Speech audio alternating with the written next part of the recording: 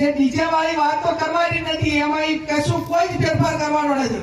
કોઈ મુદ્દાઓ જે ત્યાં પાકા જ છે, એમાં લાગી રહે કાંઈ પણ આગુ પાછું કરવાનું નથી. આપણે જે આ બાજુ મંત્રીએ કીધું એમ આ બાજુથી ક્યાંય ભંગ પણ થયો નથી.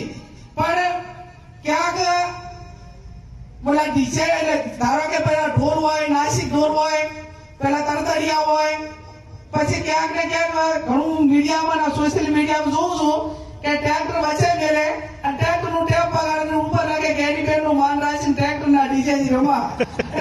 એટલે આપણે બંધ કરાવે એના પેલા રસ્તા તો કઈક નાના નાના નીકળી રહ્યા છે. પણ જાહેરમાં વોઇસ ને બીજા માટે હેરાનગતિ અને વધારે પડતા વોઇસ ના કારણે કે એની બધીઓ એનામાં જે આપણને જે દહેશત હતી એ ક્યાંક ને ક્યાંક ના થાય એના માટે કે આ બાબતમાં બધા જ આગેવાનો કરે છે એ રીતે કડકાઈ રાખવાની છે.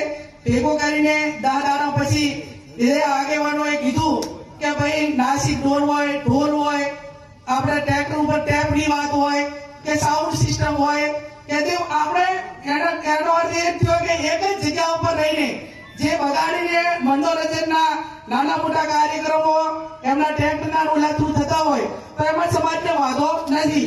પણ તમે આ રીતે કઈ કરશો તો એમાં આ બાજુ તો બધા જ મારે સોશિયલ મીડિયાના યુવાનોને અભિનંદન આપવા પડે કે એક વ્યક્તિ ક્યાંક કરે તો એના ઉપર તૂટી પડે છે. એટલે કંટાળો તો મોબાઈલ બંધ કરી નાખે છે.